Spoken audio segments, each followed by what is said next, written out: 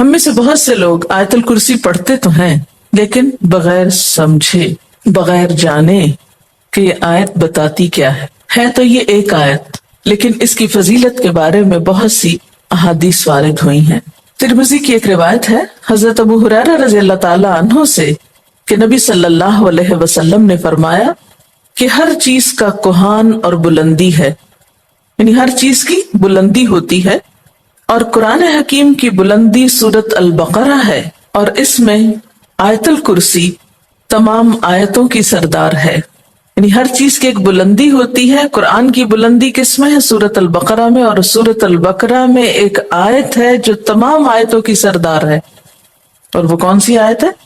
آیت الکرسی۔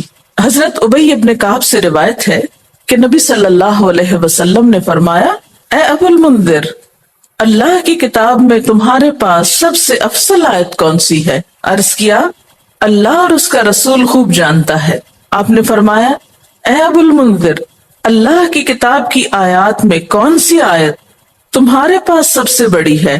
انہوں نے عرض کیا، اللہ لا الہ الا هو الحی القیوم۔ تو آپ صلی اللہ علیہ وسلم نے میرے سینے پر ہاتھ مارا اور فرمایا، ابو المنذر، تمہیں تمہارا علم مبارک ہو، یعنی واقعی یہ آیت سب سے بڑی آیت ہے۔ اس کے بارے میں آتا ہے جو شخص ہر فرض نماز کے بعد آیت الکرسی پڑھ لے، اسے جنت میں جانے سے کوئی چیز نہیں روکے گی سوائے موت کے۔ اسے ابن مردویہ نے روایت کیا ہے۔ اللہ تعالیٰ نے حضرت موسیٰ بن عمران کی طرف وحی کی کہ ہر فرض نماز کے بعد آیت الکرسی پڑھ لیا کرو، جو شخص یہ کرے گا میں اسے شکر گزار دل، ذکر کرنے والی زبان دوں گا۔ اس پر ہمیشگی صرف نبیوں سے ہوتی ہے، یا صدیقوں سے، یا اس بندے سے جس کا دل میں نے ایمان کے لیے آزما لیا ہو، یا اسے اپنی راہ میں شہید کرنا چاہتا ہوں۔ یعنی اس آیت کی پابندی ہر فرض نماز کے بعد اللہ کے خاص بندوں سے ہی ہوتی ہے۔ بس اپنے آپ کو چیک کر لیں کہ آپ ان میں شامل ہیں کہ نہیں۔ کیونکہ ہم نماز میں کچھ سوچتے رہتے ہیں، جو ہی سلام پھیرتے ہیں پھر بغیر کچھ سوچے سمجھے جو سوچ رہے ہوتے ہیں اس کو بیان کرنے لگتے ہیں، اور یہ بھول جاتے ہیں کہ یہ وقت آیت الکرسی پڑھنے کا ہے۔ لیکن جب انسان کا دل اللہ کی طرف مائل ہو جاتا ہے تو پھر نہیں بھولتا۔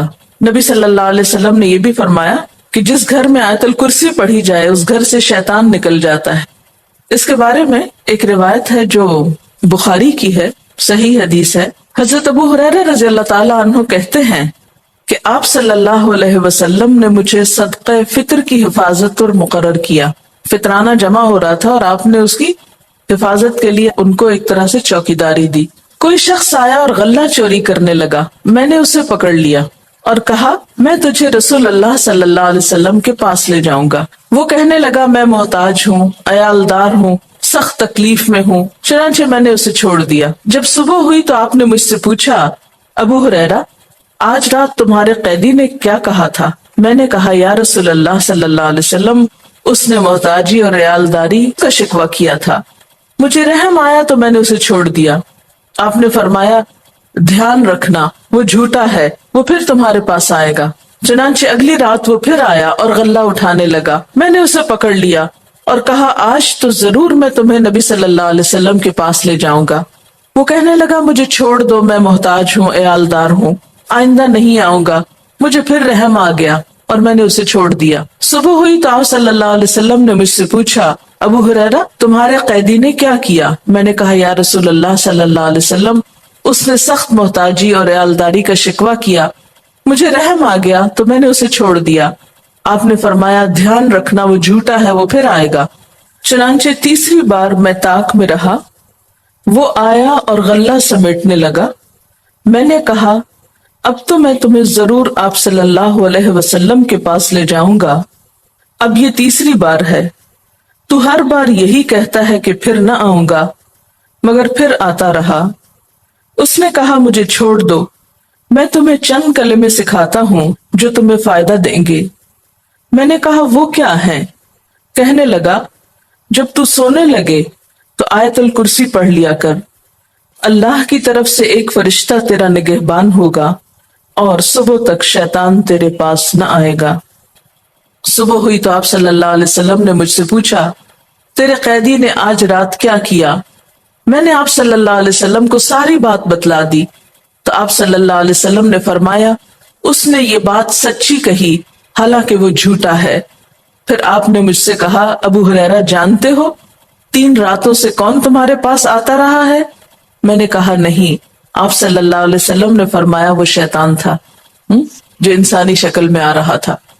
اچھا آپ نے دیکھا ہوگا کہ بعض لوگ اس بات کی شکایت کرتے ہیں کہ ان کے پیسے لاکر میں سے اور تالے میں سے چوری ہو جاتے ہیں، ایک ایسی جگہ سے ان کے پیسے چرائے جاتے ہیں کہ جس کی چابی ان کے سوا کسی اور کے پاس نہیں۔ یہ بھی احتمال ہو سکتا ہے کہ اسی قسم کا کوئی شیطان آ کر ایسی حرکت کرتا ہو، تو اس کا حل یہی ہے کہ انسان سونے سے پہلے آیت الکرسی پڑھ کر چاروں طرف پھونک مارے تو پھر حفاظت ہو جاتی۔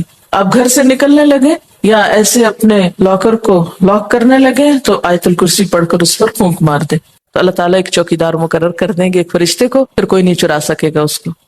تو بہرحال آیت الکرسی جو ہے یہ بہت ہی فضیلت والی آیت ہے۔ چلیے اب دیکھتے ہیں کہ اس آیت میں ہے کیا۔ اللہ لا الہ الا ہو، اللہ تعالیٰ اس کے سوا کوئی الہ نہیں۔ الہ کون ہوتا ہے؟ اس کا معنی عام طور پر معبود کیا جاتا ہے، لیکن بنیادی طور پر الہ کا معنی ہوتا ہے خالق، رازق، مالک، حاجت روا، مشکل کشا، عبادت کے لائق۔ ظاہر ہے جس نے پیدا کیا، جو روزی دیتا ہے، وہی مالک ہونے کا حقدار ہے۔ پھر جو ہماری حاجتیں پوری کرتا ہے، جو ہماری مشکلیں آسان کرتا ہے، وہی اس لائق ہے کہ ہم اس کی عبادت بھی کریں۔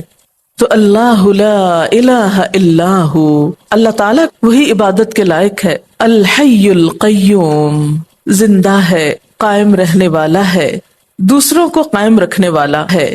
لا تأخذہ سنۃ ولا نوم، نہ اس کو اونگ آتی ہے اور نہ نیند آتی ہے۔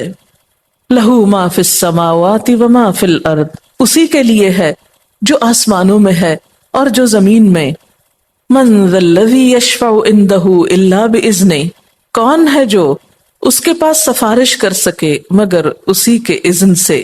یعلم ما بین ایدیہم وما خلفہم، وہ جانتا ہے جو ان کے آگے ہے اور جو ان کے پیچھے ہے۔ ولا یحیطون بشیء من علمہ الا بما شاء، اور وہ اس کے علم میں سے کسی چیز کا احاطہ نہیں کر سکتے مگر جو وہ خود چاہے۔ پھر فرمایا وسع کرسیہ السماوات والارض، وسیع ہے اس کی کرسی آسمان و زمین پر۔ ولا یؤودہ حفظہما، اور نہیں تھکاتی اس کو ان دونوں کی حفاظت۔ وہو العلی العظیم، اور وہ بلند ہے، بہت بڑا۔ یہ ہے اللہ تعالیٰ کا تعارف۔ کیا؟ نمبر 1 اس کے سوا کوئی الہ نہیں، نمبر 2 وہ زندہ ہے، نمبر 3 قائم رہنے والا ہے، قائم رکھنے والا ہے، نمبر 4 اس کو نیند اور اونگ نہیں آتی، نمبر 5 آسمان و زمین کا مالک وہی ہے، نمبر 6 اس کے پاس کسی کی سفارش کام نہ کرے گی مگر اسی کی اجازت کے ساتھ، یعنی سارا اختیار قیامت کے دن اسی کے پاس ہوگا، نمبر 7 انسانوں کے سامنے اور انسانوں کے پیچھے، یعنی ان کا ماضی اور مستقبل سب کا علم وہ رکھتا ہے، نمبر 8 اس کے علم میں سے کوئی کچھ نہیں لے سکتا مگر جتنا وہ چاہے، یعنی اللہ کے علم جیسا علم کسی اور کا نہیں، نمبر 9 اس کی حکومت، قدرت، عظمت، اقتدار یا علم آسمان و زمین پر محیط ہے، چھایا ہوا ہے، اور نمبر 10 ان دونوں کی حفاظت اس کے لیے کچھ مشکل کام نہیں، نمبر 11 وہ بہت بلند، بہت عظیم ہے۔